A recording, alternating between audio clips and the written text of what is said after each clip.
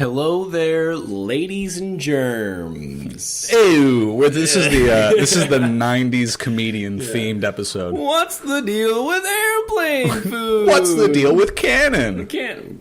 Oh, Jesus! Come on, we got to stay focused. Yeah. We're doing airplane food. What am I doing? We're doing a tone shift. Is what we're doing, but we're still focused on fan fiction because this is the podcast. Suck my fanfic. Suck it. Suck it hard. Suck the fanfic. And I got to be honest with you guys. Mm-hmm. I think we have a pretty thick and juicy fic this week. I'm waiting for the week where you say, hey, guys, this is not our best effort. It's going to be a flaccid episode, pretty much. We're pretty amped about every episode going into it. We have to stop that because we're not amped about every episode. Okay, I was lying, guys. Basically, Ryan told me last night at 11, hey, are you cool with picking the fic? And I said, got it. So it's 10:15 a.m. I picked a fic, and that's how much preparation goes into these. Just so you guys know. Mm-hmm. Well, I would like to think that the real preparation is the many years of our lives that we've spent just dialed into pop culture. I'm right there with you. That's it. So if you want to think about it that way, we've been preparing for this our whole lives. This episode. To be real, are you guys here for our preparation or for our commentary? Commentary. That's what anybody wants these days. Exactly. It's commentary. There's not enough commentary. There's not enough people's situations opinions. Of two young white dudes sitting down in front of a microphone and talking about pop culture. Mm-hmm. There's not. I've been working on my whiteness. I've been avoiding the sun. Have you really? Yeah. I've been avoiding BET. Yeah. That'll keep you white. That will. Mm-hmm. Yeah. So I picked out two fics. That's a lot of prep. That's two fics I had to read. And one of them I didn't even read all the way through. Yeah. It's a wild card for both of us. It's a wild card for both of us, but I think we're going to like it. If we don't like it, we'll take it out in post. You guys will just know that there was a thing. And you'll get your money back. Yes. Part of it. All your money back. Nah, some of it. Come to think of it, you're getting no money back. That sounds good. Now we're keeping it. Yeah. You'll get a free coupon to the online store where we sell our merch. Yes, all of the merch. Mm-hmm. Buy that merch. Buy that. That's a Jake Paul joke. I have heard that. Joke. And speaking of Jake Paul, this week's episode is YouTube themed. Oh, yes. Okay, excellent. So, they're going through a bit of a controversy right now. All of YouTube is, yeah, because of the whole child exploitation thing. Have you seen that? No. Okay. This has been going on for a while. It's the idea that there's a bunch of these kid videos that are, that have like Elsa and Anna from Frozen and Spider-Man and all these things, and they're buried deep on these 300 video long playlists. Yeah. And they're like weird subliminal messages in them, and you know what I'm talking about. And so there's a YouTube Kids. There's an actual like YouTube Kids app, and it doesn't get filtered out on that. No, it doesn't. And those Mickey Mouse videos. And the other thing that's happening now is that YouTube is suggesting videos. It's all innocent, so it's not necessarily explicit, but it's like young girls just like in these videos, and they'll recommend more and more, and it'll slowly wormhole. We talk about going into YouTube rabbit holes. Yeah, this is a YouTube rabbit hole you don't want to go down. No one should. And recently they've been losing like a lot of ads. Yeah, a lot of advertisements have been pulled. I mean, that's such a weird subject, to be honest with you, because on one hand, the question is kind of like, who do you think you are, thinking you can make money off of YouTube? And that was kind of the mindset for a while. That's You're Google.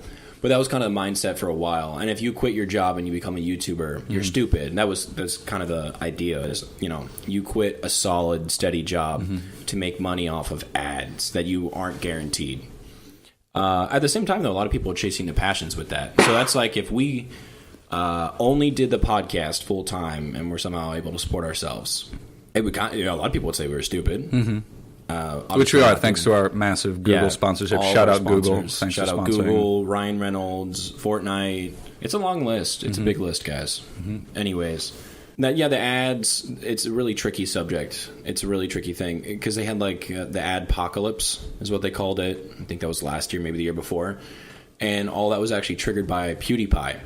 So he did this one video where he was wearing a British World War II officer's outfit. He went on Fiverr and had people... He was trying to see how far he could get people to go on Fiverr. What is Fiverr? You don't know Fiverr? Okay. No. So the idea of Fiverr is very simple. I'll give you a $5. I'll give you a $5. $5? Yeah. You pay $5 and someone will do something for you. And this is... Okay. Yeah, so that sounds very sketchy. It's weird. And there's I thought that was Craigslist.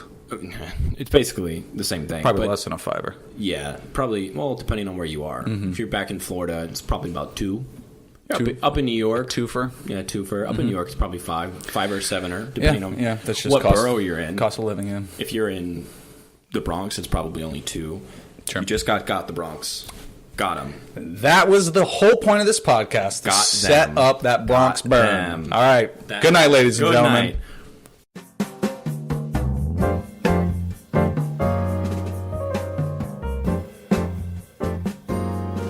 That's our outro music. Okay. Yeah. Anyways, so Fiverr, there was a guy in there who looked like Jesus, and you could pay him $5 to say whatever you wanted. Cool. And he'd record himself saying it. You can get drawings of yourself on Fiverr, stuff like that. Really quick, really easy stuff. And there's this one where they have these kids from India who don't know what they're saying in English, who will say stuff in English. And it's funny because they're not pronouncing it the right way, and they're saying anything. So he was getting these people to say anything or like write something on a poster and hold it up. And it was stuff along the lines of like, Hitler did nothing wrong.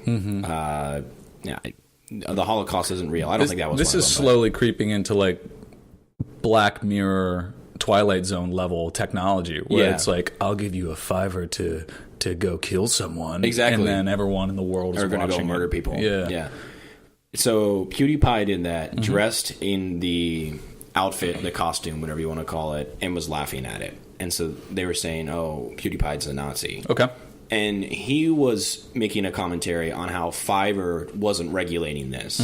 Like, you could have awful things happening on Fiverr, pay someone $5, they'll do it, and that's, it's happening. And so he was really just trying to, like, expose that. Instead, it got taken as PewDiePie is a Nazi, and Coke is running their ads over these videos.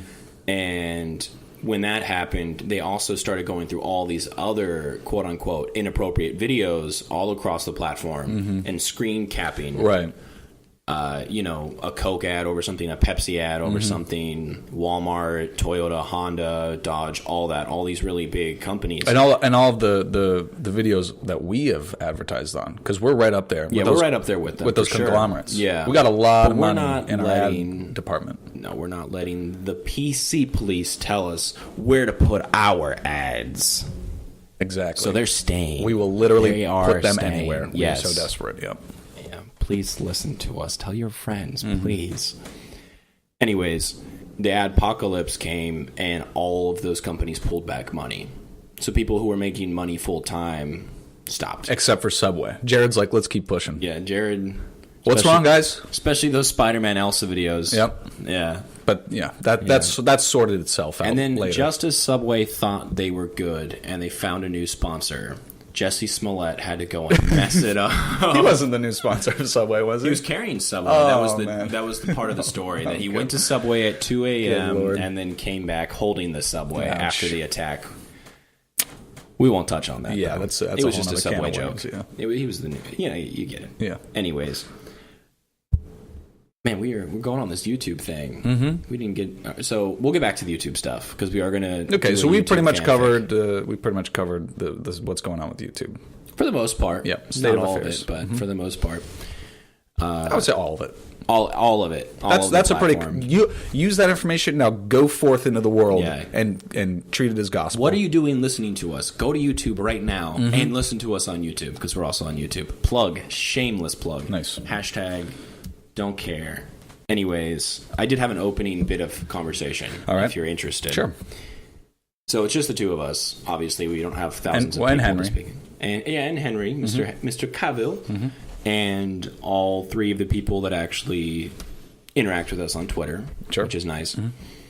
And I wanted to ask the question, because to my understanding, you've written some fanfic, right? Yeah. About how many fics have you read? I mean, that's between like what I written on pieces of paper stashed under my bed and what I've actually posted. Probably more the former. I don't know. Maybe in the 20. I don't know. 20? Okay. Yeah. Do you think nothing very verbose? Just yeah. So I feel like with fanfic writers, you either have someone that does it a lot, or you have someone that does it once. Right. I don't really think you kind of have like a middle of the line. Sure. Yeah, 20 sounds like a lot to me. Yeah, I mean, I do a bunch of drabbles versus someone who's more long form. Yeah, long form for sure. So my question was, what kind of inspires someone to write fanfic? You know, what's going on in someone's head where they want to write fanfic? I'm not diagnosing it as something awful. I'm just saying, you know, why did you write the fanfic? What was the inspiration? Well, I mean, I as a kid, I had a pretty overactive imagination. I'd like to think. I like, you know, make believe was one of my favorite things. I could just, you know, hang out in the backyard and just pretend. That was my thing. You know, I didn't necessarily have a lot of. We didn't usually use props. I had a plastic lightsaber, but that's all I needed. That was my favorite thing. Was just to create narratives and put myself in them. So I think a natural extension from that would be to write fan fiction and put myself in those situations, just as a mental exercise, something where I can just kind of sit there and think, wouldn't that be nice? Yeah. But it came from usually a period of prolonged exposure to the source material. Like if a Harry Potter movie was coming out or I had just read the book, that was prime time for me to write some HP fic. Okay. Is Harry Potter the only thing you've ever written? Avatar: The Last Airbender. Okay. I love Avatar. If you were an Avatar, what would you be bending? What would I be bending? I think it's personality based, I'm going to be honest with you. I'm gonna say what I think, and then I'm gonna say what I always wrote myself as. Okay. And then you can say what you think on the count of three. We'll figure out what's going on. All right. One, 2, 3. Earth. Fire. Oh. Really? I thought Earth got a bad shake. I really liked earthbending. I think I'm an earthbender. I think I would be an earthbender for sure. That's fair. Because I feel like with earthbenders, you're very steady. Mm-hmm. Which I'm not. I don't know why. Now I'm thinking about it. I don't know why. I mean, Yeah. Not that I'm like, I'm super stable or anything, but I'm saying like I think I have like a steady ground, and I think that's you need to be on the ground. You need to have a steady ground to be an earthbender. Mm-hmm. So that's why I've always kind of figured I would be earth. Mm-hmm. I'd say either fire or water for you. Water was the other popular one. Yeah, water's the other one, but I think water's very fluid. Mm-hmm. And I don't think you're not fluid, but I don't know if you're like fluid enough to be water. You know what I mean? Mm-hmm. Not that you're, you have like you're bipolar. No. Go on. Tell me. No, that's not. Tell me. Oh my God. Tell me about my temper. Is that why you think I'm fire? Huh? No. I feel like with the water, you're very open. Sure. You're very fluid. Mm-hmm. Actually, you know what? No, I'm not open. I'm going to draw the line right there. There you go. Earth. I am Earth. Yes, but yeah, that was basically the gist of it. Because I would get really into those things, and I also like to draw a lot as a kid, so I would draw comics. That would be kind of my alternate form of fan fiction. Would you say that writing the fan fiction helped you develop your storytelling skills and also understand storytelling better? I would say the quality of my fan fictions are just awful. Well, so that was my when you're young, nobody's as good. That was me hashing it out and making a lot of mistakes. I don't think I'm perfect communicator by any stretch of the imagination. I don't think any writer's perfect. Yeah. I don't think any writer thinks they're perfect. No, and if they do, they're not a good writer. It's like a practice. It's like a thing that you're always striving towards. That's what's always crazy to me, because when I was growing up, I always figured that, writing stories, all this other stuff, it's almost this concrete story. It's written in black and white. You pick it up, it's a book. It's this story.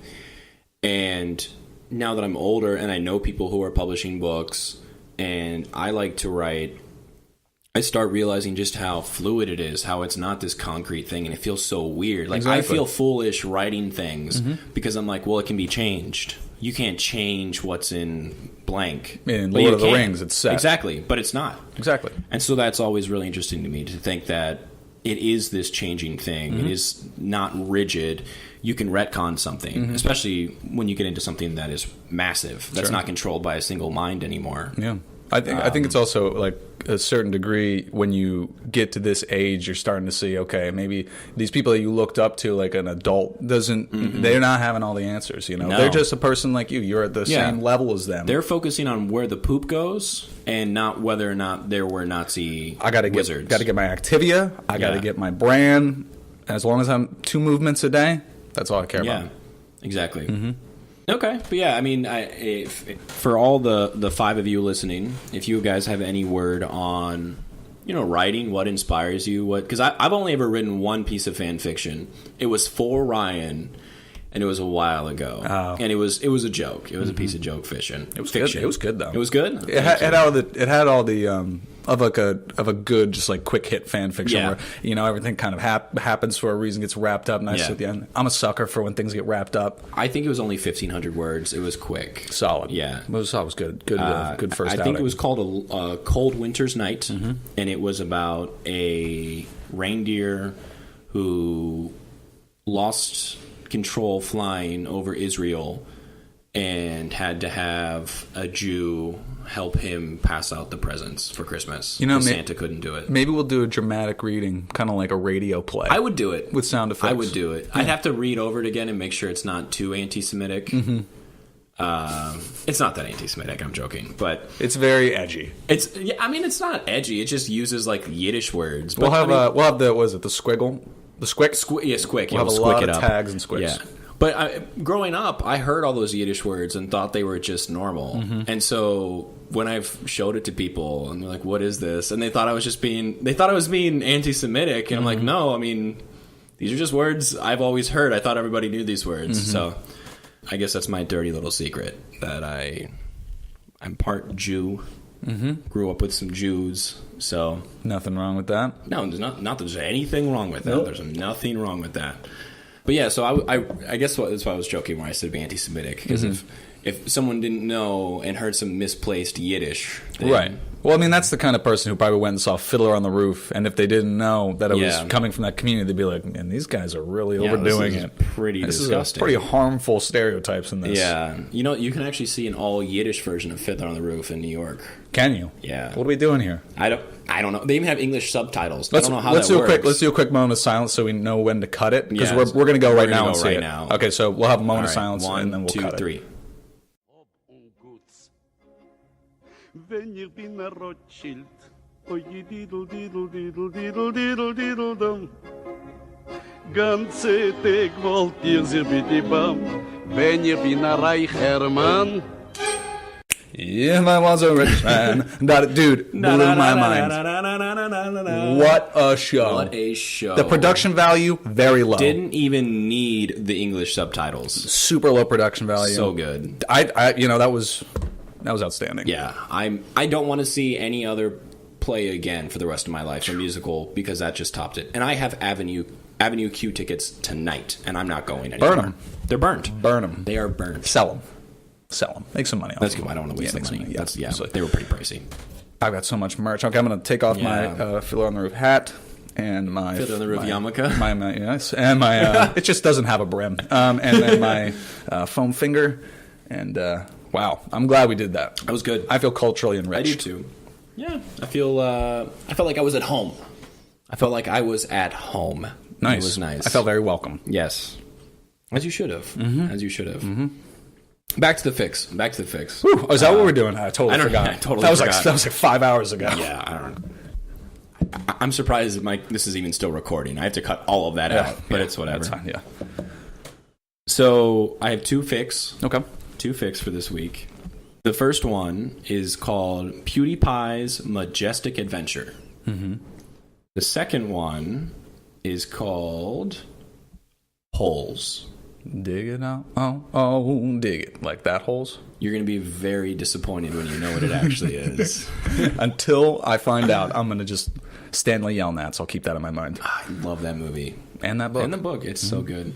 So you said you used to watch PewDiePie as a kid. We were talking about on our way back from Fiddler. Yeah, I think I had just been clicking around on YouTube. I used to watch a lot of like the gaming channels like when I was a kid, and those were still kind of catching on. Mm-hmm. And I had seen one that I thought was pretty funny. He was playing some game where you're going through the woods and it's like a scary game.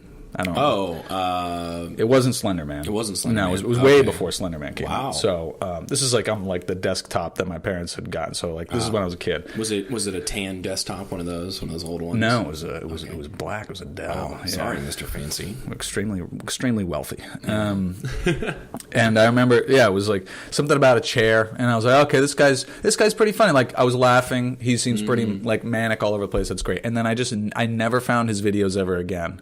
And I was like, I can't find this guy. And then I started seeing like people were talking about PewDiePie, and I was being a contrarian. And then I ended up watching it, and I realized, oh, that's the same like dude. Swedish dude or whatever. So I made that connection, but I had never really been part of like the bro army or whatever you want to call it, the brosters, whatever he calls them. But PewDiePie is a YouTuber who records himself originally playing like horror games, jump scare games, and has just branched out into being a media personality. He barely ever plays games now. Yeah, he had a YouTube show at one point called Scare PewDiePie. Yep. He was on South Park. Yeah, that was a great arc. That was an interesting way to wrap it up. Yeah, that whole season. Yeah, but his name is Felix, right? Felix. He's from Sweden. He lives in the UK, to my knowledge. He's got most subscribers on YouTube. So second most. That's one of the reasons why I wanted to do this. He has the most. He has the most. He's currently. The hostess with the mostest. He's the hostess with the mostest. So I remember, I think it was a year ago, maybe a year and a half. They were making a big deal that he was going to cross 60 million. And I was like, whoa, 60 million subs, that's a lot. And he's the most subscribed to YouTuber ever. He likely will remain that for a couple more weeks. So early last year, it was reported that a Indian channel called T-Series was going to pass him. So the crazy thing about T-Series is that it's a corporation. But it's not like they're a corporation in partnership with YouTube. It's like if Disney made a YouTube channel, which I know they have. But T-Series... Pause real quick. Yeah. Frozen 2 trailer. Have you seen it? Yes. Dude, I'm pretty sure it's like exactly the Frozen fanfic that we read. It's like, basically the same thing. It's like a darker, it's the like same exact thing. I'm like, when I sent that to you, I was so floored. I was so hyped. I'm so ready. Oh God, I'm so ready. Dude, we're gonna see it. We gotta go see it. We're going to have to do a Fiddlers on the Roof-esque outing to go see it. Yeah, or we'll just do a Ryan and Alex movie review. Oh, okay. We're movie review podcast now as well. So. Oh, we're doing... Okay, yeah, that'll be good. Yeah. We'll Anyways. Separate. Or I could just film it with my phone, and we could just put it on YouTube. Yeah, let's make some money. Let's make some money off of that. We could definitely go sell at Times Square. Let's get it. Yeah, let's get it. Anyways, T-Series, which is a Indian company... Yep. They started growing really quick because people in India were subscribing. And they post a lot of Bollywood stuff, music videos, trailers for movies, stuff like that. A lot of stuff that Western audiences don't consume. But the thing about PewDiePie, especially since English is kind of becoming this international language, obviously. English, really kind of like almost a lingua franca. For the most part, yeah. I the whole natural world should be speaking Portuguese because, Christopher Columbus sailing the world, but English really coming up. Sailing the world for Spain. Not for Portugal. Oh, I'm sorry. That's okay. You're good. Portugal was going around the Horn of Africa and heading for into, sure. That's what I'm thinking of conquest. And, they had like all of South America too. Okay, so that's what I was talking about. You're good. Don't worry. Sorry, my apologies to Christopher Columbus. Yeah, come on. He was also Italian, which is really throws a wrench in things. Queen Isabella though gave him that money. Yes. See, I'm back. You're good. You know what you're talking about. I'm there. I'm in there. Anyways, but again, TLDR English. Yeah. Really on the rise. It is, obviously. And so PewDiePie does kind of appeal to people in India. And that's sort of the thing. There's kind of this big YouTube fight right now between PewDiePie and T-Series. So it's a meme, subscribe to PewDiePie. And like everybody's doing it. And I think he was at 60 million last year. It might have been the year before. He's at 85.5 now. He's grown like crazy in the past few months because the biggest thing is it's not that everybody loves PewDiePie. It's now the little guy versus a corporation. It's funny that he's the little guy when he has 85 million subs. He is essentially a corporation. Yeah. But the thing is... That's great marketing for him. He started doing it, but he's not been the one that's been continuing it. I mean, other YouTubers that's the power of being like he's like a cult of personality. Yeah. All he's got to do is start the ball rolling. Yeah. And now all these other YouTubers have come out who, 10 million, 12 million, 30 million subs saying sub to PewDiePie, man. Because we don't want this corporation to be us YouTubers. That's like in the future, like when we have like the end-all be-all boxing match between like the robot and the human. And the person. Doesn't matter where that person's from, what they look like. Nope. We're all, hey man, You should be doing push-ups right now. What do you need something from me? What do you need? I'm going to help you out. Exactly. And we're going to watch it, and we're going to lose. Yes. And the robots will win. Exactly. But we will know we went down fighting. Exactly. And that's sort of been this thing with PewDiePie. So he's been putting out a lot of jokes. He made a song called Bitch Lasagna. And this is diss track, which is obviously like a joke because that's a big thing on YouTube. And he has just skyrocketed with subs. And we keep getting really close. Okay, so they're going back. T-Series and PewDiePie T-Series has not passed him. But At all. I think the closest they got was 9,000 subs. Okay. Which, when you're talking 85 million, 9,000's right there. Exactly. Like, you've almost gotten past. It's like, it's like the difference in Florida for an election. Exactly. Yeah. That's basically it. And so I wanted to do a PewDiePie fanfic and hit everybody with that sub to PewDiePie. Oh. Yeah. So we're endorsing the Nazi. I will I will endorse PewDiePie. Okay. You don't have to. Okay. I will. It's not an official suck my fanfic stance. I will make that clear. It's a current event in the spirit of things. It is. I mean, and it really is. Like, it's blowing up. Like I said, it's become this big meme. There's another YouTuber named Mr. Beast who bought tickets to the Super Bowl, sat behind the uprights for the field goal, and sadly only one field goal was kicked. But they were wearing shirts that said sub to PewDiePie. So you actually could see them on the Super Bowl with sub to PewDiePie. Wow. Yeah. They also, those guys bought out every billboard in their town. Sub to PewDiePie. Wow. So it's, like I said, it's become kind of a meme. I have not heard of this at all. Yeah, there's this one thing, there's a group of people online called the Hacker Giraffe. And they just hack things, but they're hacktivists. So one of the things they did is they did this big scan of the world. And I think they found somewhere around 80 or 90,000 unsecured printers of all different shapes and forms. That's fantastic. And they printed sub to PewDiePie, thanks, signed Hacker Giraffe. And people said that this was a big attack by PewDiePie, all this other stuff. One, he didn't endorse it. He just laughed at it, which obviously meant he endorsed it. And that's kind of his thing, though. Things happen, then he just laughs at them, and then people give him money. Pretty much, yeah. And that's not to say he hasn't, made some mistakes, said some things he shouldn't have. Absolutely. He did say the N-word on a stream. He did. That's why he doesn't stream anymore. Well, he recently has started again to get the subs, but because of money. Because of money, yeah, for the subs.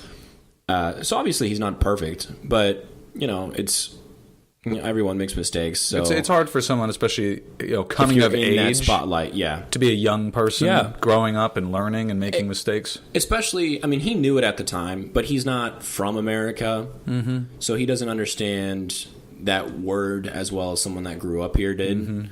He only always kind of knew it. And for people that grow up outside of the U.S., they hear it in rap songs, they see it in movies and stuff, see people use it online, and they don't really grasp the full weight, the gravity of it. Yeah, exactly. So he used it in anger, and he called someone that in anger, and that was the issue. But he apologized for it. He's tried to move on. So if that offends you, and if that's a big deal, I'm sorry that I said sub to PewDiePie. We're cutting edge. Yeah, we're cutting the edge. People think we're these sympathetic fanfic readers. No, we're cutting the edge. Exactly. We're existing on the fringe of society. Exactly. I always live on the fringe of society. But that's just a thing. That's because I can't afford to live in society. Yeah, exactly. The rent's too high in the center of society, so I'm kind of on the peripheral most of the time. Yes. Right where I want to be. Yes. Anywho, so I was going to read this PewDiePie-themed fanfic. Okay. And I think it's interesting. It touches on a lot of themes that we like, and it is almost this topical allegory that I think we can really topical. So you apply this allegory to places where you have like a rash. Mostly rashes. Yeah. Okay. No, it's not really like a preventative thing like a lotion. Okay. PewDiePie's Majestic Adventure. And I will say I did summarize this one for the most part. Fantastic. It's 3 chapters. I feel bad us reading things all the way through because, someone wrote that, so we don't want to read the full thing. But most of it is summarized. Okay. So if you want to read the full thing, you have to go find it. Congrats. By Googling it and finding it immediately. It's on Archive of Our Own. It's a great website. Chapter 1. The only sound heard throughout the courtroom was a grandfather clock ticking. However, if you were to be there, you'd be aware of there being no need for sound at all. The intensity of the situation was clearly felt through the feelings of the people in the room. Their gaze fell on one man standing in the center. His suit was as black as the midnight sky, and the red-spotted tie he wore stood out like a star. His hair, somewhat combed but still showing a hint of being messy, was a duller blonde. So that's the first paragraph. That obviously wasn't summarized. So Pewds is in a courtroom. Yep. Wearing a black suit. The judge asks the jury if they have to come to if they've come to a decision. Okay. So this is me summarizing it. We, the jury, find the defendant guilty on all charges. The room is silent once more, save for the grandfather clock. The man's mouth hangs agape, and he looks out at people behind him. People had come to watch his fall from grace. Some had faces of misery, others of happiness. So I like that paragraph because, especially on like the YouTube community, internet community, there are people who love him, people who hate him. So, this whole idea of him in a courtroom, it would be appropriate that, some people are there to cheer, some people are there to cry. Yeah, it's the natural magnetism of celebrity. The people who love them will watch, and the people who hate them will also watch. Yeah, and they'll cheer. So PewDiePie lashes out in anger and sadness and confusion all at once. And he says, "What about the bros? What will they think when I turn up missing? You cannot kill me. I will not be noticed. I'm too big. Or I will be noticed. I'm too big. I cannot die." Ooh, sentenced to death. Yeah, so we have a really grim setting here. Okay. Really grim. The culture police are cracking down on Pewds. Cracking down on Pewds. So This is another part of the story. One of the guards chuckles at his words. "Die? Sorry, buddy, but we don't kill people. We have much more poetic forms of punishment. You will only be dead in thought. We will fake it. We already removed your girlfriend, and if you think faking the death of a YouTuber that was only relevant for a few years is hard, maybe you aren't thinking hard enough." He laughs again, as does his associate. His associate? Yeah. Oh. Yeah. A new character. Yes. Oh, not mentioned before. Next, they take him to a room with a small metal chair, and it looks like... Is it a creaky chair? It is not a creaky chair. I hate those chairs. I hate creaky chairs. They just make noise every time you move around. Felix believes... That's PewDiePie's real name, Felix. He believes that it's an electric chair, so he starts to freak out. And then he gets strapped in, and he just starts crying. What did I ever do to deserve this, he asks himself. It's extremely bleak. Yeah, tears stream down his face. I don't deserve this. Well, son, one of the guards says, maybe next time you won't become so popular on YouTube. On the YouTubes. Yeah, he looks over at his friend. Flip the switch. It's been tested. It will successfully transport his consciousness. In this institution, they do not kill. Their justice is poetic, and if anything... PewDiePie's adventure will be an epic comparable to the Iliad in no time. So that's the final paragraph of chapter 1. The author's just, hey, you know what? You read that Iliad? Yeah. Put this right next to it. I will say I feel like the Odyssey is a little more of an epic, more of an adventure. No. That's too much. But Iliad, we're on the Iliad level. Okay, Odyssey's too big. Don't even, see, they want to remove, Beowulf, Odyssey, too much. Iliad, though? Put them right next to each other. Yeah, Iliad for sure. The author is opening himself up, him or her themselves up to any comparison. Anything. So chapter 2, Felix wakes up on his back and he's in pain. He looks up in the sky and there are no stars. There's just a big moon. He looks around him and he sees a house in the distance and he decides to walk to it. So on his walk, he starts to reflect on how he got here. Okay, good. Oh, cool. This is good framing. Yeah, the framing in it, for only being 3 chapters, is really cool. Pretty great. Felix had once been a simple man, his only real hobbies being video games and making people laugh. Felix loved people. People were the bee's knees. One day... Is this like a flashback to the 50s? Basically. People were the bee's knees. Felix went down to the soda fountain. Exactly. One day, Felix decided to put up some Call of Duty Let's Plays on YouTube, just as a small thing. So, what's a Let's Play? A Let's Play is when you will just capture footage of a video game as you play it, with you just talking over it. And it's supposed to be, let's play this game together, me and you, the viewer. This is kind of like a Let's Read. This is a Let's Read, so for sure. We're reading and understanding and discussing along with you, the listener. Yeah, and then when you get into the nitty-gritty of the Let's Plays... For example, Nintendo doesn't like Let's Plays. Well, they block block them all. Their footage and their gameplay. Other game developers look at it as free advertising. And honest advertising, too, especially if they're not paying the person to review it. So if PewDiePie plays whatever game online and he's not being paid, he's going to be honest, and people know that. Yeah. And that's why people tune in, because they know he's going to be honest. And if you have a similar taste in video games, he likes the game, you might like it. And if you do a Let's Play, you're watching the first 30 minutes of the game, 40 minutes, I've watched Let's Plays of the entire gameplay. Yeah, and I think that's a little too much. And there are... Thanks. Do I need to go see someone? No. There are some companies that will say, don't play the last 30 minutes. Or like, don't show the last 30 minutes, because they want people to buy it themselves. I mean, I ended up still buying the games. And I think that's important, too. I think Let's Plays are a net good. I don't think they're bad. But some people don't like them. Some people think they're dumb. Well, a lot of people don't understand them. They're like, why don't you just play the game? I mean, I'm kind of right there, too. But if it's a story-driven game, especially if it's like Detroit Become Human, which is all story-driven and decision-based. Right, or like Heavy Rain. Yeah, and especially a game that has 30 different endings, you're not going to play it 30 times. Right. You might as well just watch someone else play it. Especially if you're in the car or you're not, Yeah, while you're driving, you'll watch a couple, like 30 hours of YouTube. Tesla, it's fine. Except for that one guy that was watching Harry Potter, and that's not fine. A couple other guys, pretty much everybody. Jeez, yeah. Maybe someone would watch them and be like, haha, he's pretty funny. And maybe he'd even get a couple of subscribers. It wasn't supposed to get this far. Oh my God. It wasn't supposed to get so intense. This is hitting me directly. Felix was a sensation. People loved his act, his persona. PewDiePie was a common name among forum goers. He was even popular enough the hipsters hated him for being mainstream. Oh, man, sounds like me. He got paid to play video games. That is the dream of any man. Yet times changed quickly for poor Felix. YouTube got greedy, started cutting profits for all people, including PewDiePie. This made his money lessen, and costs were cut. No big deal. It wasn't like he was hit hard. He still had enough to do what he loved. That's all that really mattered. Then, YouTube started initiating the policies. Oh. The policies were a new agreement for YouTube partners. Basically, a new contract was written that stated they were allowed to take extreme measures. If Felix told you he had read it when he clicked the agreed terms and conditions, well, he'd be a liar. He had clicked on them without even reading.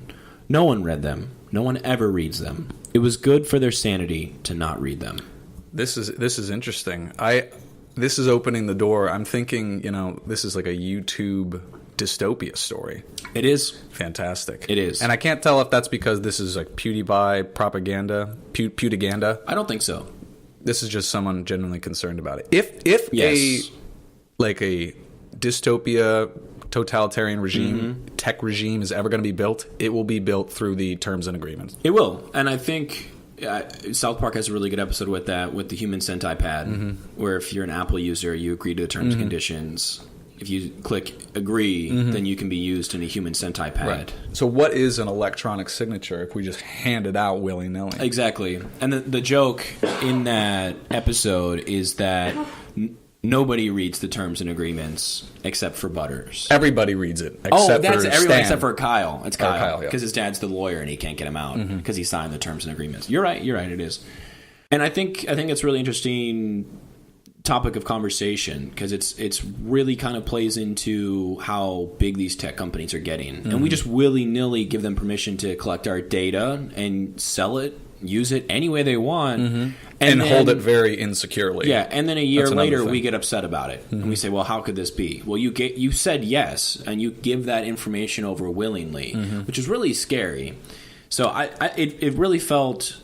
But there's also such a barrier to entry because even if we did read the terms and conditions, they have those written in such a specific way that they'll leave language open to interpretation that they can do what they want. I'm not going to sit there as like a 13-year-old lying to Facebook saying I'm 5 years older so I can make my first account, being like let me really parse out what this means. They're taking advantage of people. Exactly, and they know it. They know it too, and that's the crazy thing. Which makes me even more excited to hear the rest of this story. So I like this because it almost feels like some sort of a commentary on just how big these tech companies are getting and just how easily they can spiral. And it also brings up the question of, like with YouTube and Twitter and Facebook, should they be utilities? Why are these tech companies allowed to do whatever they want with them? Are they the town square? Exactly. Should they be regulated? And YouTube particularly is, I think, a little more important than Twitter. It might not be as used,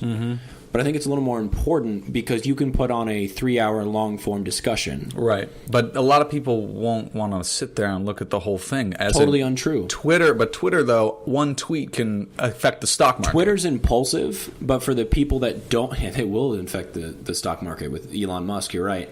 Twitter's more impulsive. I will agree to that. And it's easier. It's more accessible. It's got these ripples of unintended consequences. But I think when you look at people like Joe Rogan, who put on 3 or 4 hour conversations, get millions of plays, and the retention rate on it is stellar, people are staying for Joe Rogan, and they're watching the entire conversation. Right. So I think it all depends on who you are as a person, whether or not you like that platform. Right. Like I said, I think YouTube might be a little more important or a little more valuable, especially as like a town square. Right. Because to me, the Twitter's good because you can share information quickly. Just information, instantly. True or false, whatever you want. Instantly. And that's pretty significant, pretty profound. But if you're looking as far as long-form discussion, really getting to discuss something, I think YouTube definitely tops it.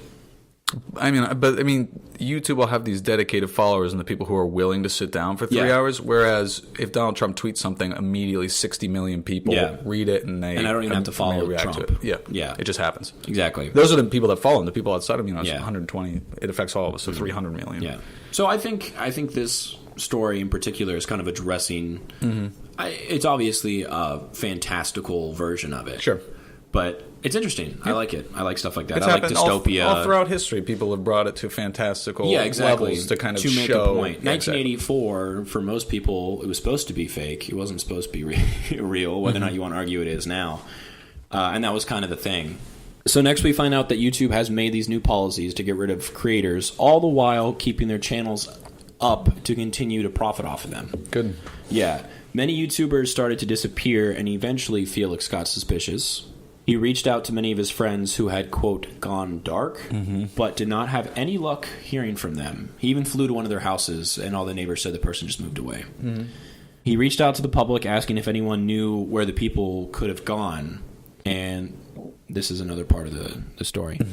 After 48 hours and 27 million hits, Felix's video was taken down. When he tried viewing it, it came up as an infringement of the YouTube terms and conditions. He was slightly confused, but still decided to post another video like it, explaining why the video was gone. While trying to submit it, a pop-up came up saying he had to get administrative approval to post the video. This was extremely concerning. He'd never had to do this before. His video was denied, and he received an email saying if he didn't stop posting such videos, he'd be in a breach of contract. So he ends up letting his ego take control of him, and he thinks that he's too big to disappear or to become unpersoned. And he unpersoned, is that the terminology? That's my terminology. Okay. Yeah. Nice. That's a very 1984-esque way of putting it. He decides he's going to continue pushing on with the questioning. Have you ever read 1984? Do you like that? You ever heard of it? It's a pretty good book. You should check it out. Sometimes I really don't like talking to you. He believed that's... Why do you do things like that? I'm sure it's just as annoying for everybody else listening. No, it's totally fine. It's a good whatever. Book. You've been good about it. It's very germane to this story. Yes. I'm sorry I like dystopia. It's okay. He believed that since he was the biggest YouTube channel, he was too big to go missing, and eventually his actions caught up with him. So this is his actions catching up with him. This is interesting. This is like a thriller. The night had been dark. I was going to cut this part out, but then I read it and I was like, no, this is action-packed. Let me have it. The night had been dark. He just finished recording and adding his next video to the queue. Marzia, who's his girlfriend, had already gone to sleep, and his pugs were somewhere around the house doing retarded dog shit. I probably could have taken that part. Do we out, know when this was written? Do we have an idea when this was written? No idea. I thought it was interesting that we have this really cool idea of a story and then retarded dog shit. Well, if it was written back in the dark ages when that was an accepted word for middle schoolers to say, then this is pretty prophetic. Yes. But if this is written today, then it's timely, but that little inclusion is tasteless. Yeah. It was quiet, not an enjoyable, relaxing quiet. The quiet you get before something bad happens. Something bad did happen. It came from the front of his home. The door blown off his hinges. He heard many footsteps, shouting of commands. Felix stood up from his chair and came around the corner, only to be met with the butt of a rifle to his face. He hit the ground hard and desperately tried to roll to the side as his assailant curb-stomped the ground where he was laying. He'd managed to dodge and got a kick to the stomach as a reward. He blacked out from the pain, and the rest was irrelevant. He felt as if the Google courtroom he'd been in wasn't actually legal, but he had no idea where it was. If it were in the right country, well, no law would be violated. Google kangaroo court. Yep. And PewDiePie reflects upon all this as he continues to walk to the cabin. Interesting. The house. So that's the end of chapter 2. Nice. What do you think so far? Good. I'm excited to hear what plane of existence he's in and why. So people just disappear and no one cares? They care, but they can't do anything about it. They think the explanation is that the celebrity got to them and they just had to go dark. Oh, so which like happens. when they'll post a video like, "Hey guys, like I'm just gonna stop making videos for a little bit." Oh, and that's a good cover on YouTube's part. No, maybe that's actually been happening. We don't know, dude. We have no idea. Devon Terrell, do you know who that is? He's like a singer. That's why YouTube. I don't know who it is. He just posted a video saying that. I mean, he has probably have legitimate actual reasons, but I'm just being conspiratorial now. Yeah, that's exciting. Chapter 3. So Felix makes it to the house and he knocks. No one answers, so he turns the handle, and it was locked. From this point on, I'm just going to be reading the story. Okay. So if you want the full thing, all the stuff I left out, go read it. If not, we're gonna finish strong with the full story. He walked around the house and found there to be a small window on the left side. Pewd stood on his tiptoes and tried to grasp the handle. This one was also locked. However, Pewd's had the key for this one, a nearby brick on the ground. Nobody fucks with the nearby brick or the brick master. After using his key on the window, Felix made a quick work of crawling up through the window. He found after most of his body was through, a piece of glass still remained where the window once was. The sharp pain caused him to cuss and fall unceremoniously to the ground. Standing up while rubbing his shoulders, Felix examined his leg. It wasn't deep, just a light scratch running down his leg. He grumbled about it as blood slowly leaked out of his body. Slightly limping around, Felix went over to the door. He made sure to unlock it in case he somehow ended outside again. Things had been weird lately, so nothing would surprise him at this point.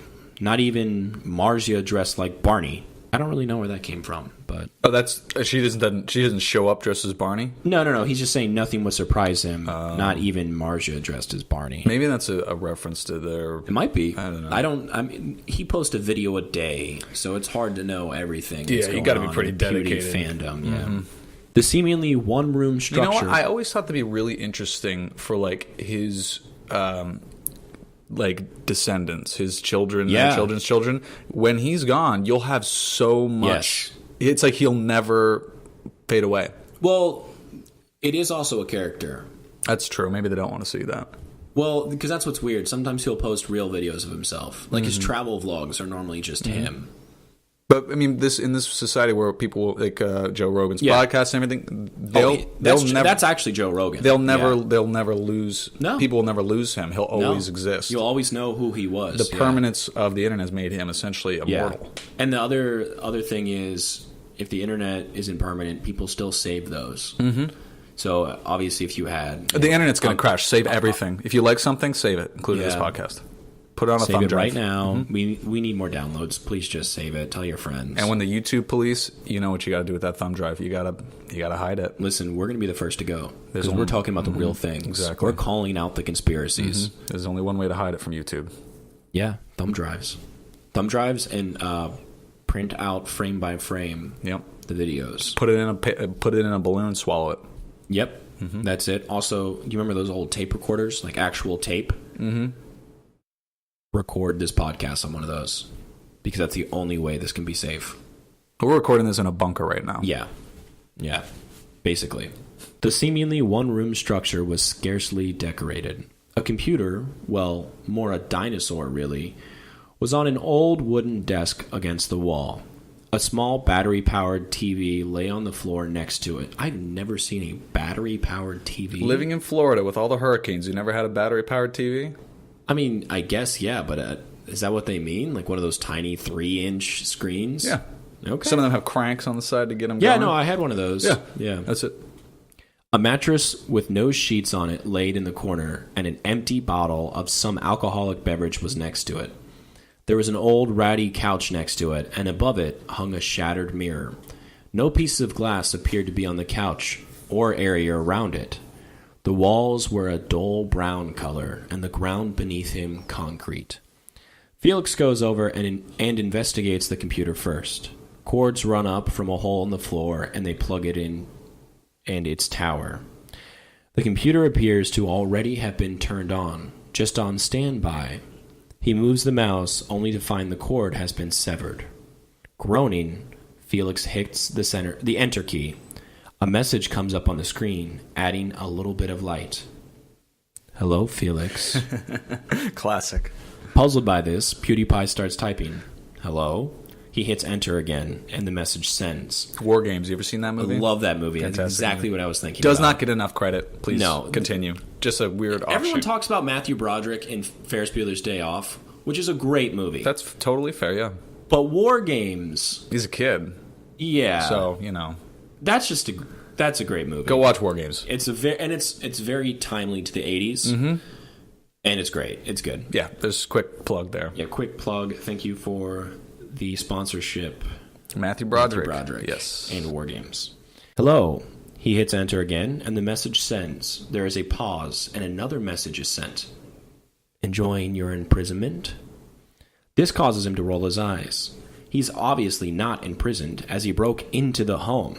He's perfectly able to leave at any time, but walking across some desolate plain wasn't exactly one of his up there goals. His response is simple.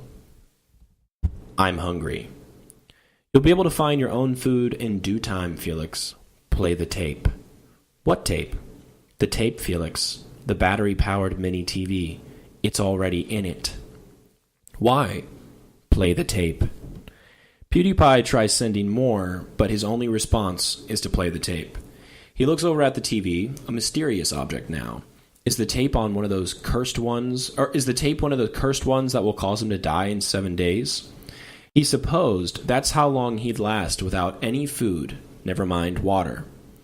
With nothing better to do, he picks up the small TV and turns it on. The screen is static at first, then flickers a few times until a small black and white image of a man is shown. He adjusts his glasses and clears his throat. He looks super serious, too serious. He must be serious. Yes. Hello, Felix. Welcome to the only safe haven you will have for a long time. Are you enjoying your new home? I hope so. The door doesn't open, and that window you used is gone. The man smiles as he finishes his statement. This pause allows Felix to look over. The window is gone. Wood replacing it. He goes over and tries the door. It's been flipped, the lock now being on the inside. He struggles with it for a few seconds before giving up. Well, shit. Guess his precaution earlier was all for naught. Come, Felix. Sit back down and let me finish, the man laughs. Physically, Felix, you are now dead. We killed you over international waters, so don't worry about your family trying to hold a funeral. As for your house, it's gone now. Same with that annoying girlfriend. You should be happy. Her punishment was a lot less brutal than yours. We shot her just as she awoke. It was almost like she never did. Something hits PewDiePie in the chest. His feelings. Marcia is gone, and forever at that. Felix feels like breaking down and crying, but he doesn't. He keeps watching the man. We also did the same to your dogs. They tried attacking us after we took out the girl. Little shits. One of them fucked up my elbow real bad.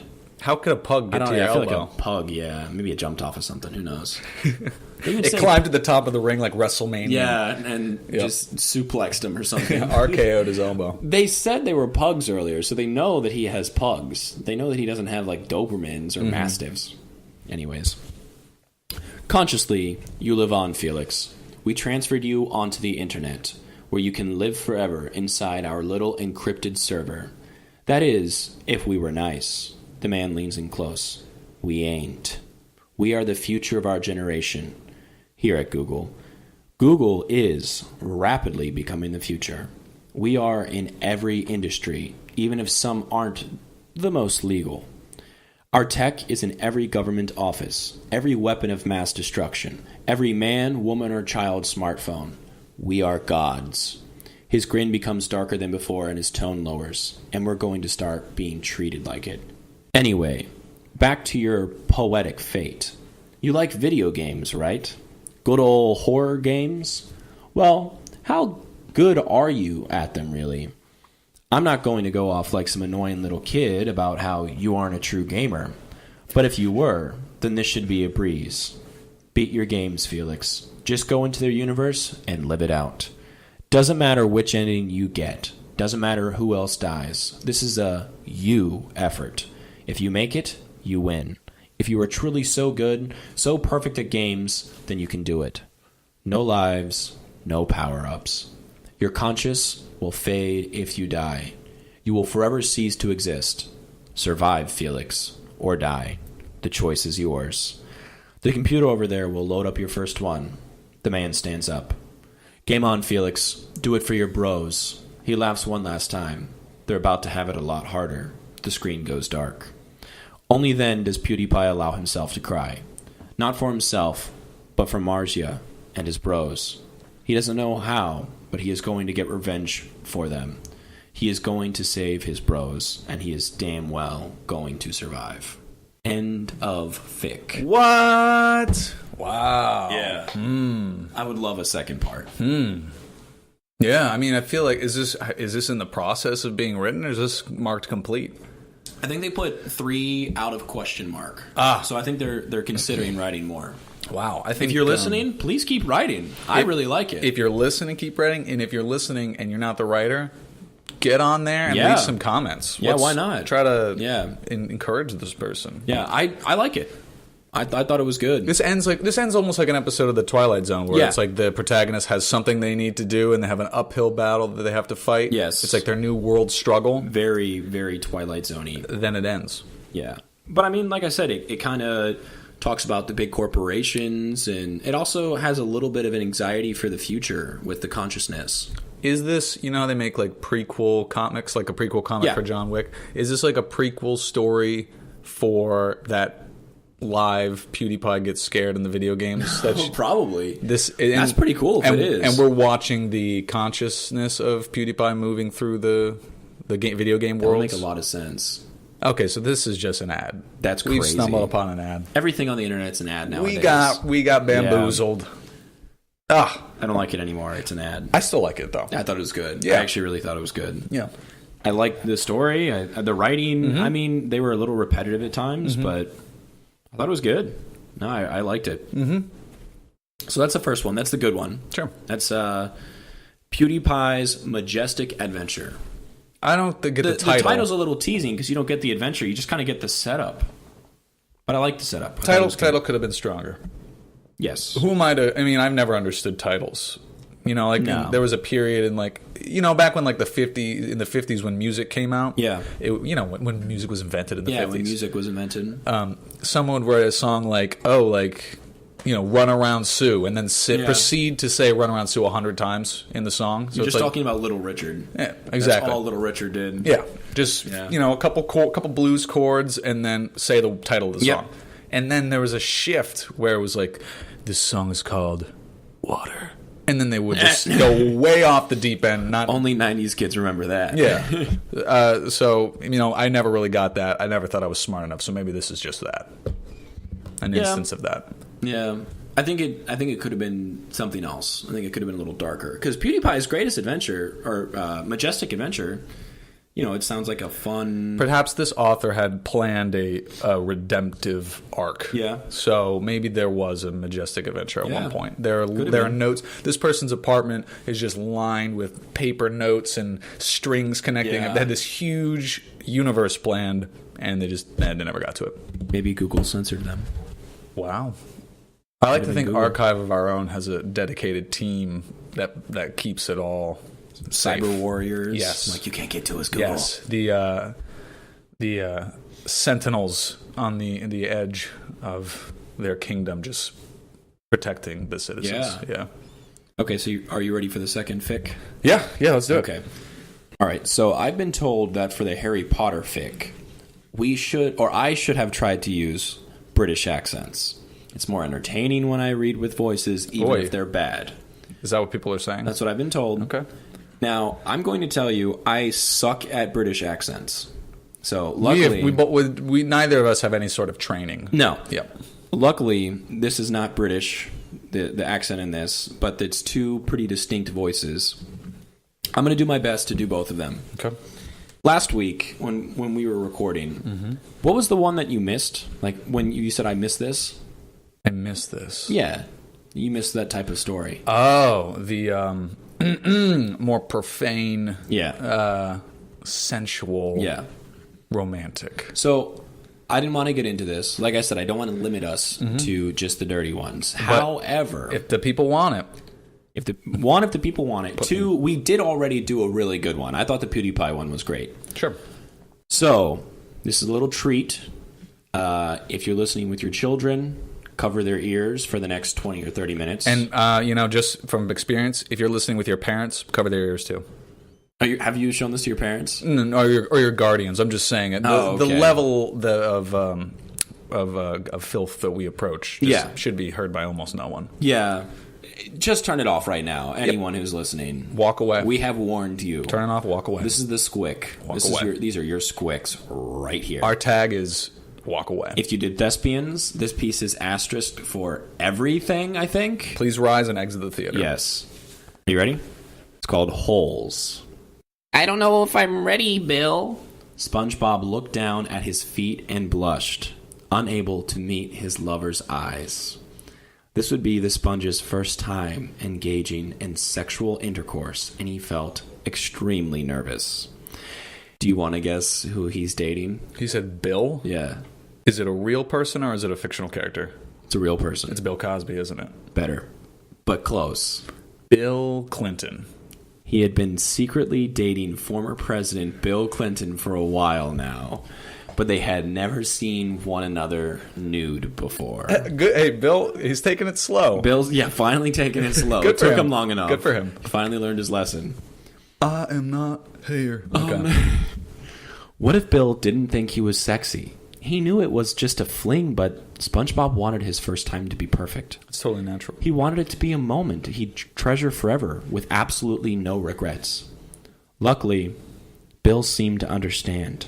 He placed his hand under the sponge's chin and lifted his head.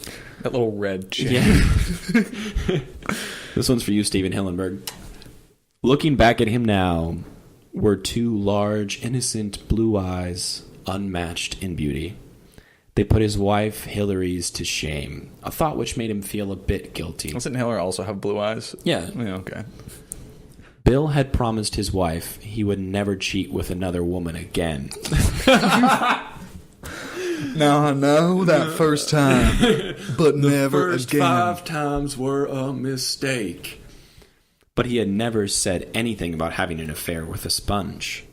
Still, he knew it was wrong to be seeing SpongeBob like this, especially since the gullible sponge was unaware that he was married.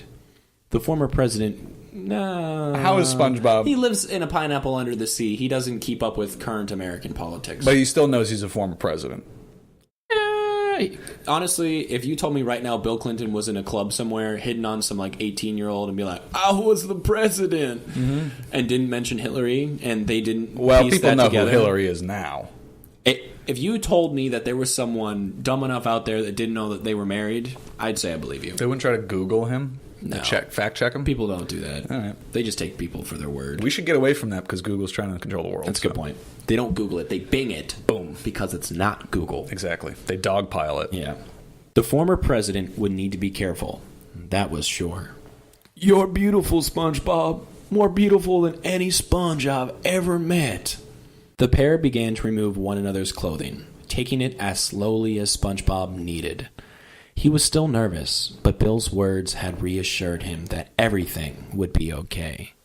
He was a kind and loving man, as well as experienced sexually, a fact SpongeBob was both thankful for and disappointed in. How does SpongeBob know that he's experienced? Has he been told this? Probably, I'm sure. By Bill. Perhaps, or maybe his confidence just kind of clued him in, you know. Fake it till you make it. Yeah. But he's made it many times. He's made it many times with many ways. And in bad places. In terrible places. With cigars, yeah. On one hand, he was glad Bill would know what to do and would be able to guide him through his first time with ease. On the other hand, he was a bit sad that he wasn't his lover's first. By far. By damn far. As he wanted to be his fully. Regardless, he would try his best to relax and enjoy what was to come. Having removed his final piece of clothing, both the man and Sponge studied each other's bodies closely, amazed at the difference between them. SpongeBob had seen humans in bathing suits at the beach before, and he actually wrote on the back of David Hasselhoff. David Hasselhoff, yes. And Antonio Banderas, he fought him in the other movie. In the new one? Yeah. Mm-hmm. But he had never seen one completely nude. Bill, I'm calling BS on this first part of the sentence before I even read it. Okay. Bill was absolutely flawless, save for a bit of flab and several liver spots courtesy of his old age. Are you body shaming the former president, Bill Clinton? I kind of am. Yeah.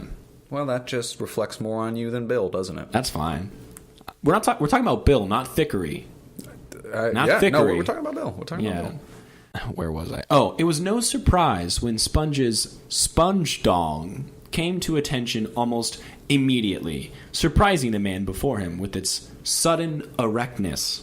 Does it also have sponge tendencies where if it gets wet, it like swells up and or gets heavy and I'm soggy? going to be honest with you. I think it's the other way around. I think the natural male penis already has sponge tendencies. It's actually absorbent? It's called spongiform tissue down there. Oh, okay. Yeah. There you go. You learned something. I think it's spongiform. You learned something that you need to vigorously drink to forget every day. Absolutely, yeah. I wish I didn't know these things. Well, looky here. I didn't know you had such a big willy. Gosh dang, look at that thing. Gosh dang, look at that thing. That's our new podcast catchphrase. Gosh dang, catchphrase. look at that thing. Oh, man. Hit single coming out. I'm sorry. I keep interrupting. No, it's fine. There's a gems. lot to know here. There's a lot to digest. SpongeBob blushed in embarrassment, though he felt pride as well. He was glad Bill was impressed with his size. Though the sponge could see why, as the man's winky was tiny in comparison. He didn't mind, though. To SpongeBob, Bill was perfect. Regardless of his micro-peener. Not micro-penis, micro-peener. That's one I haven't heard. That might have been micro-peener. That might be a typo. I hope it is. I hope it's not. Is it IR, PENIR, or PENR? PEENER. Micro-peener. Wait, say that again. PEENER. ER. Okay. I don't know if they're doing like peener, like a Spanish verb, but no, peener. I don't know. There's a Spanish verb for penis? No, I'm just saying. Oh. That would seem. It would look like a Spanish verb. Oh, okay. Tu peniste. I'm glad you approve, Bill. I just couldn't help myself. Why does SpongeBob sound sexy. like my grandma? I don't know. I'm not good at the SpongeBob voice, okay? But I was told it entertains, it adds value to the podcast. And that's all we're here for. Yes. That's all we're here for. Bill's tiny doodle was ecstatic to hear this, as it rose in arousal after having heard the Sponge's praise of him and his undoubtedly flawless physique. Totally off subject here. I also want to give an extra thumbs up to the PewDiePie one for not saying incredulously. Oh yeah. I didn't hear that at all. I just thought of that, and I'm hoping it's not used in this one. I don't know how it could be. They but say if it whilst was whilst mentioned. Whilst is another one, but it wasn't in the PewDiePie one. I don't think it was. I know, SpongeBob. I know. Very carefully, he gripped the sponge's waist and laid him gently on the bed, placing soft kisses all over his porous body. He could tell by his lover's facial expression that he was enjoying it greatly, and soon enough, quiet moans began to escape his lips. Oh, yeah, Bill. The man began to caress him, taking his massive schlong in hand. Oh! A loud gasp was... so SpongeBob one. Ah! A loud gasp. A loud gasp was uttered from SpongeBob's lips, but he did not protest further. After making sure he was fine, Bill began to slide his hand up and down in a steady rhythm around the sponge's member, feeling it twitch in pleasure. In a daring move, the former president placed his mouth over the tip into... I would not have expected Bill to be the one so proactive here. He's got to teach him. He seems more predatory, like he's forcing them to do it, but not in this. He's a tender lover in this, I must say. Well, for someone, when he's dealing with someone who's so inexperienced, he has to teach him the ways he wants to be. Oh my God! Pleasured. So this is kind of like. Yes. Did you ever watch that R. Kelly documentary? No. He would take. He'd like train people. Yeah. So he would get these. They often underage girls, which is terrible. It's Surviving R. Kelly. Got to watch. Yeah. They're re-airing it. Yeah. It's fantastic. He would take like these girls and he would make them engage in intercourse with other people, just like nonstop, and then he would go with them because.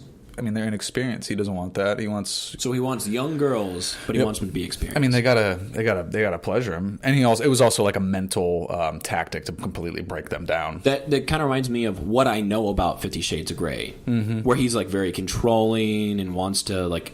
At one point, he makes her take birth control, which I guess he has like a doctor like inject her with one of the birth controls or something. It's a love story for our age. Yes. And you can also find herpes on pages of public libraries copies. That actually happened. Oh, gross! Did you know about that? Oh my God, no! These wait, like so if you rented it out of the library, you would get. They did a couple test swabs of some of the pages, and they found herpes on the pages. I go to the library a lot. I have never considered.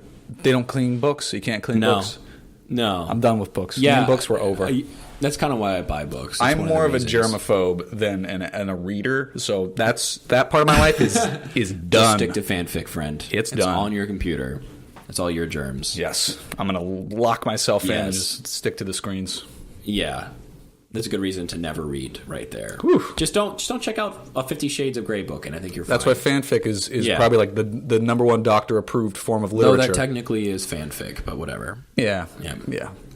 Online fanfic. Where were we? Okay. SpongeBob had his lap. And then Bill began to slide his hand up and down in a steady rhythm around the sponge's member. He's got his mouth. Feeling it twitch in pleasure. In a daring move, the former president placed his mouth over the tip, interrupting SpongeBob's moans for a brief second. He licked and licked as though he were devouring an ice cream cone, gradually moving down towards the shaft. The sponge texture was dry and odd to the taste, but he persisted, determined to give SpongeBob the time of his life.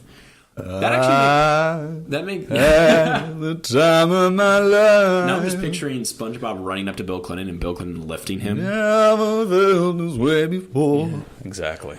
Nice. That would make sense if he's filleting SpongeBob. His mouth would get dry because Sponge is taking absorbing all of the spit. This author knows what they're doing. Yeah, they thought it out, sadly. The logistics of it.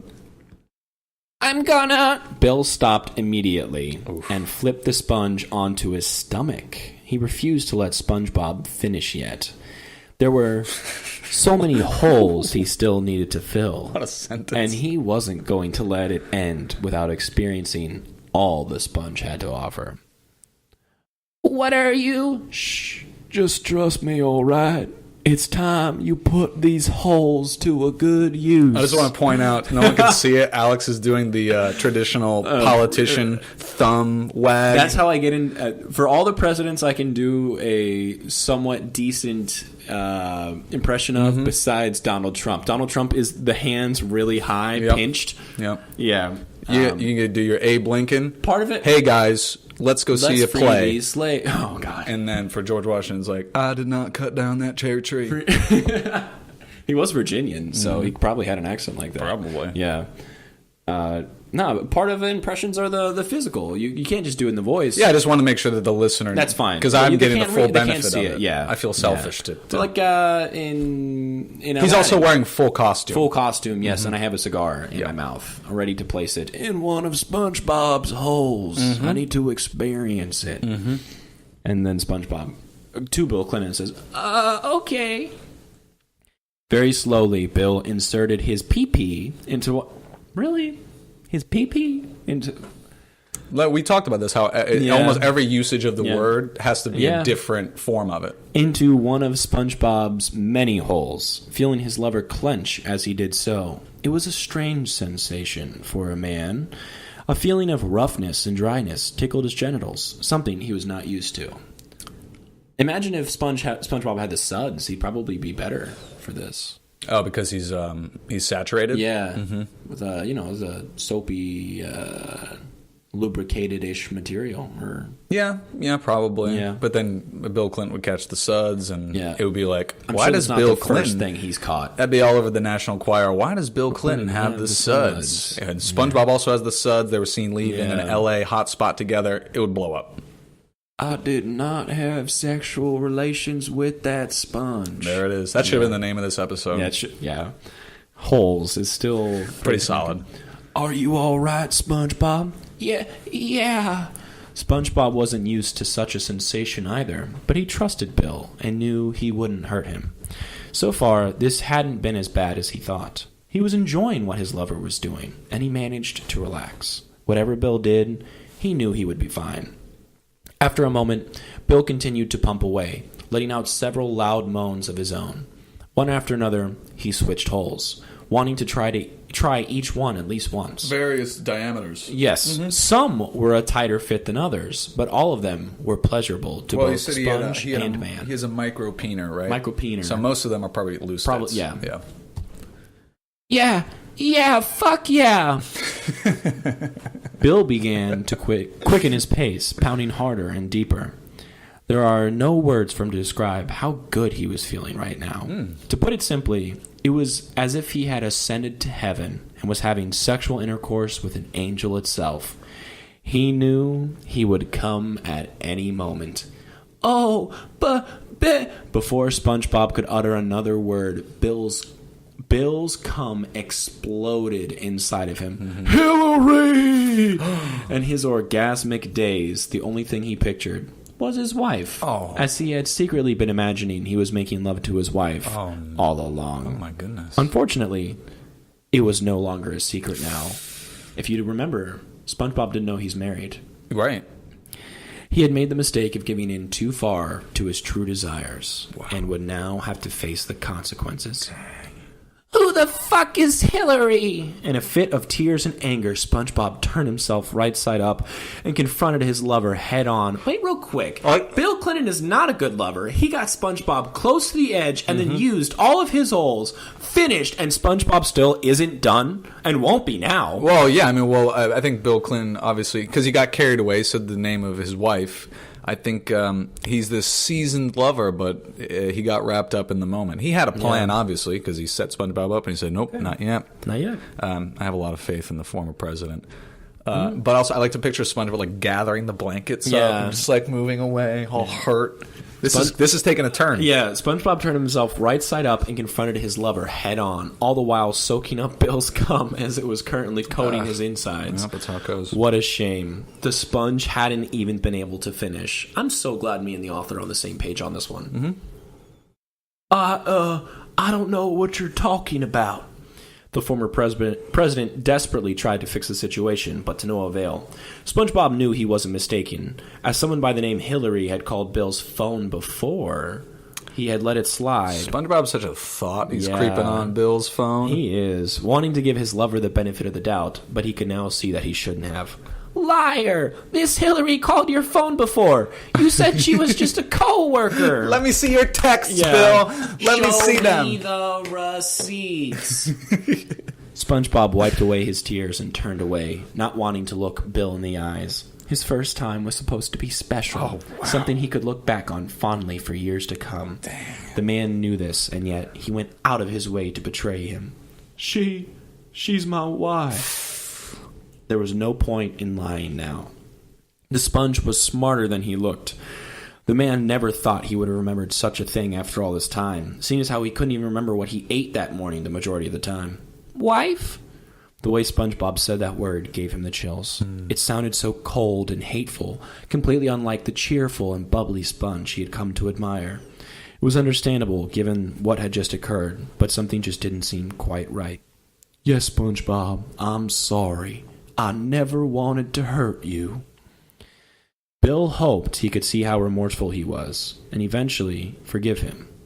It was true, he never wanted to hurt the sponge. It was a mistake, and it never should have gone this far. He had made SpongeBob's first time a disaster, and for that he was deeply sorry. Yeah. He didn't deserve that. I see. Kitchen knife in hand, SpongeBob finally turned to face his ex-lover. What, was the kitchen knife in the bedroom or something? Maybe they're in like a studio apartment? Okay, yeah, sure. Oh, I like that. Yeah, they're in like a studio high-rise in Manhattan. The place where Bill takes all of his lovers. SpongeBob thought he was special, and he's not. Eyes wide shut kind of deal. Yes. His face was expressionless, and his eyes no longer shone in the innocence and cheerfulness he was known for. He was hollow on the inside and outside, and for once in his life, the former president felt fear. What are you doing? Don't get all crazy on me now. Bill started to back away, frantically searching for the door. He didn't make it far, however, as the sponge was far too fast for him. Before he had a chance to react, SpongeBob lunged forward, swinging the knife at his neck. You got me! I'm crazy, but only because I ever trusted you! Die! One clean cut, and Bill's severed head laid on SpongeBob's bedroom floor. That was SpongeBob's room. His body quickly followed, leaving nothing but the remains of the man formerly known as... Wait, it's SpongeBob's room? They're underwater. Maybe SpongeBob moved up topside when he thinks got serious with Bill. Underwater. Okay. Formerly known as the president of the U.S. of A. After giving Gary his dinner, SpongeBob climbed into bed. He watched as the snail crawled onto his new bed, courtesy of dear old Bill Clinton himself. Oh, so Bill paid for it. Oh. Gary refused to use it at first because of the horrid stench, but he eventually became used to it. Surprisingly, it was quite comfy. Good night, Gary. SpongeBob turned out the light and turned toward the object laying next to him. He gave it a quick kiss and smiled, closing his eyes. Good night, Bill. End of story. What'd you think? I think we had to get through the kind of gross sex stuff just to get there, but nice kind of like Bates Motel kind of psycho ending there. So I want to go through our list of tropes and see how many we hit. Sure. In just that short span of time. Yeah. Also, Bill, he never liked SpongeBob because he never valued him. He never, I never assumed that you would see and put together two and two together the names. Like, he totally was not on the same level as SpongeBob. It's making me think if there are some dynamics there with Bill and Thickery, and whether or not they're doing it anymore. And maybe, he's... Through his years of cheating on her, she has pushed him away. He still loves her, though. He still thinks about her. And so he... needs a release. Yeah, needs a release, needs that. She won't have it anymore because of all the times he's hurt her. So he just goes out searching for sponges and interns, and he does something like that. Right. But all the while, he's looking for Thickery. He's thinking of Thickery. Yeah, I think this gives him a little more credit. It could on that front. I don't know if he deserves it, but it certainly does. A little more credit than I think he actually has. Trope 1: no lube needed for sex. Hit it. That is very hit. Yeah. Hit very 2: hard. no condoms. Hit that. Of course, yeah. Well, don't need to worry about it. 3: tongues battle for dominance. Not in there. No. Nope. 4: no normal sex. None. I don't think that's normal. He's a sponge. Sponge, yeah. I would say NA on that one. Yeah. 5: never any bad sex. Nope. It was all good. Even when it was dry, it felt good for Bill. Even when SpongeBob was having... SpongeBob does mention that he's like, I don't know, but I'm still enjoying the process. I'm still enjoying it, yeah. 6: losing virginity, there. Of course. 7: impossible sex positions. No, it was pretty normal. It was pretty normal. Well, unless you're counting like... Again, let's say NA. Yeah. 8 gushing vaginas. No vaginas. None. 9 overplayed gay sex stereotypes. I'd say no. I think they were pretty progressive in this one. Yeah, I mean, SpongeBob was pretty clingy. This is his first lover. So I mean, that's a pretty common. I don't think that's gay though. I think a lot of people are like that. Okay. I knew a lot of dudes who were straight that were pretty clingy. But that's also, I mean, also the stereotype is that dudes are like, whatever. Yeah. But unless they take on, and women are more attached. So when someone's gay and they take on, I guess you're right. I wouldn't say it's overplayed, but it's in there. It's I would say this one's up to interpretation. This person wanted to write a story about 2 characters. I don't think they necessarily brought that dynamic into it. No prep for sex. I'll say yeah. Nope, they hop to it. Yeah, first time anal isn't painful. Does it count? Because all of his holes did it and they wasn't painful. He did talk about it being dry. Yeah, but he said it didn't hurt. It was pleasurable. Okay, well, and SpongeBob obviously just doesn't feel any pain. So multiple ways of referring to a penis. I think we're right up there with that one. Yep. He did say pee-pee. He hit our favorite, member. Yeah, member. He did say member. Bring back member, everybody. Vagina referred to as tasting sweet or fruity. No vagina. Not in there. 14 fingers called digits. No digits used. Such a waste. Thank God. Dang. Penis leaks pre-cum. None. No refractory period for men. Not only applicable. One round, Yeah. Man feels the walls of the vagina clench as he is sent over the edge. No vagina. Again. A lot of moaning. There was a lot of moaning. Sure. No cleanup necessary by virtue of the sponge. No cleanup necessary. Right. And it sounds like SpongeBob let Bill Clinton lay where he fell. Yeah. So no cleanup for the murder either. Canon straight characters engaging in gay sex. That's the last one. It depends on whether or not you read SpongeBob. Does SpongeBob even have a sexuality? I think he's a kid, and it's for kids. I don't think SpongeBob actually has one. And what's the canon of Bill Clinton? He's supposed to be, I honestly think Bill Clinton's bi. Okay. Like, if you told me Bill Clinton was bi, I'd be like, yeah. Okay. I would believe it. But canonically, Bill Clinton is straight. Straight, yeah. He has a child who is not straight, but he has a child and a wife and was the president. Yeah. So according to canon, I guess we hit that trope. Reluctantly, we hit that trope. Yeah. What'd you think? I do like when they try to make it something more than just your paint by numbers sex story. Yeah. This was different. I don't know why someone put Bill Clinton and SpongeBob together, but they did. Nothing wrong with that. That's totally fine. Yeah. It's almost like they went to like a random name generator. Like, okay, SpongeBob and Bill Clinton. All right, make it work. Boom. Gosh dang, look at that thing. Gosh dang, look at that thing. It was born. That was good. That's this fanfic's greatest contribution to society. Gosh dang, look at that thing. There was another one. What's the other one? I was just so enraptured with gosh dang, look at that thing. Yeah, that one's pretty good. I was already thinking of t-shirts and mugs. Yeah, gosh dang, look at that thing. His micro peener. Tattoos. Yeah. Gosh dang, look. Oh, also the flawless Bill Clinton. I mean, Sponge Dong. Sponge Dong. Sponge Dong? Yeah. SpongeBob Sponge Dong. Was that one word hyphenated? No, it was 2 separate words. Okay. Yeah. I guess you should hyphenate it. Sponge Dong tight Sponge pants. Dong. Yeah, so I liked it. I liked that one. I think we had some pretty good fix. Sure. This time around. What do you think? Yeah, good stuff. We went heavy with the first one. Yeah. And lightened it up at the end. Lightened it up with some sex and murder and Sponge revenge. Dong. Yeah. And the second one. A real tale of love, honestly. Yeah, of lovers betrayed and crossed. And I would say this was a pretty normal first-time experience. Based on your experience. What? Yeah. So I think we're done. What do you think? It was a pretty good episode. Yeah. Well, if people really want to know my thoughts, they should listen to my parallel podcast where I live listen to the episode and then break it down step by step, and then break it down. And then you have breaking down that one. Yeah. And then there's a podcast that's perpendicular to all of those, where we just scream the whole time about how we need money. Yeah. Beg for money. No different than what I do on a daily, but it's no big deal. It's whatever. So I'm not gonna spoil that. It is a 4.5 hour podcast, so I'm not gonna spoil it. Yeah. There's a lot of silence, but it's good. You should give it a listen. Sometimes you can hear me crying, but it's no different than like a regular day. Right. Well, I make you sit in the corner because I don't have any recording equipment, so I just have to take over your apartment for 4 hours. That's fine. It's no big deal. Sit there and read. Get a lot of reading done that way. Hopefully it's not with a physical book. No, never. I don't want herpes. Yeah, exactly. Are you kidding me? Yikes. That's something I learned in this episode that'll carry with me forever. Yeah. Much like herpes, it'll carry with me for a long time. Yeah. Just imagine picking up a 50 Shades of Grey at like a Goodwill. That thing is a cesspool. Gross. No thanks. I already feel dirty walking into That's Goodwill. like a biological bomb. Yeah. You know? And I love Goodwill. I'm not saying anything bad about Goodwill. Yeah, I of feel course. dirty when I walk in there. I wash everything before I wear it. Of course. You have to. Mm-hmm. You have to. Absolutely. Yeah. So if our dear, amazing listeners listen to all 7... If you're all caught up. And you're still hungry for more.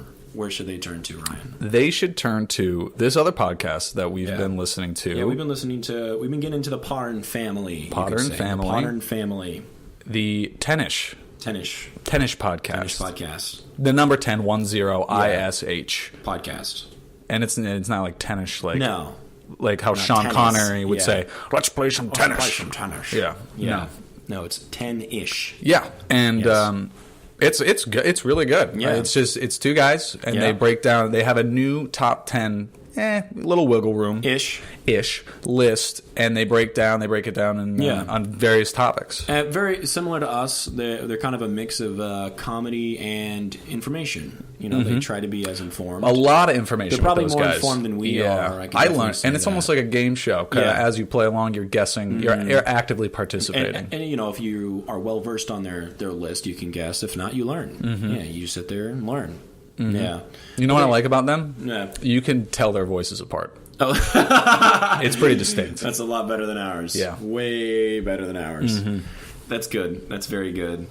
But no, they have like best-selling video game consoles. Would you say the one that you really liked? Oh yeah, the one I was listening to it on the way over here is the most commonly used, most used nouns. Yeah. That's a really good one. That's actually 20. I think it's 20 or 25. 20. And that one is good. They got a good rapport. Yeah. It's a nice listen. They're funny guys. It's 24. 24. Ooh, 24. Maybe they also have like most Googled people, favorite grocery items of America, popular dog breeds. So they do a lot. Yeah, they probably put a lot more time into theirs than we do, for sure. Absolutely. I would very confidently say that. Absolutely.